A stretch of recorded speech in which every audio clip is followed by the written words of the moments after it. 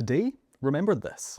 You are mid-process on your way to becoming something. All the time, every day. The question is, what? Now, this is obvious, but I think I don't always fully appreciate it. When I think about change, I tend to think about something big and loud. A before and after picture. Some monumental decision. A turning point. But when I look back on the changes in my life, that's not how most of them happened. They happened quietly, brick by small, repeated acts. Most of the time intentionally, but sometimes not so much.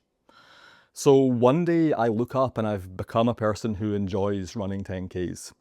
I've become someone who reads every night before bed. Or maybe someone who instinctively reaches for their phone every time there's a spare moment. Changes like that don't happen all at once. They happen one small repetition at a time. This has been on my mind lately because I've been trying to break a bad habit. For years now, I've absent-mindedly picked at, scratched inside my ears when I'm bored, distracted, stressed, or even, let's be honest, asleep. It's oddly so satisfying. It's also something I know I absolutely should not be doing. So I'm trying to stop. I've half-learned just enough pop psychology to know it's probably futile to eliminate the urge completely. So instead, I'm trying to replace it with something else. So I bought a little magnetic slider fidget toy. Think fidget spinner, but less 2017. And every time I feel the urge to pick at my ears, instead, I reach for the slider and start fidgeting. It's also oddly satisfying. I'm giving my brain a similar but different input and hoping it falls for it. And at first, it felt pretty ridiculous. Totally unnatural. And honestly, it felt like all of a sudden I was doing two weird things instead of one.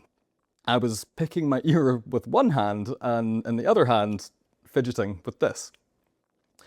But slowly, I noticed a change happening.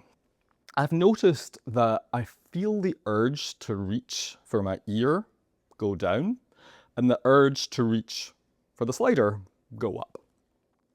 I'm becoming less of a person who picks their ears, less of an ear picker, and more of a fidgeter. Thanks, brain.